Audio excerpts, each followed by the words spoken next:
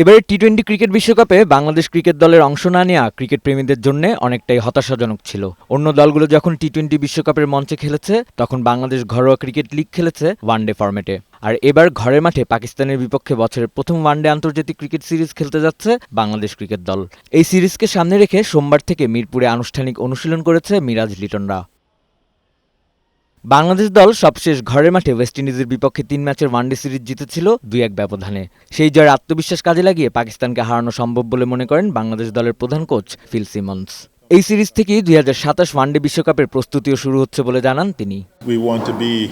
আমরা এখন থেকে চেষ্টা করব অন্তত ৩ জন ফাস্ট বোলার নিয়ে খেলার। বিশ্বকাপ সাউথ আফ্রিকা সামনে রেখেই পরিকল্পনা করছি।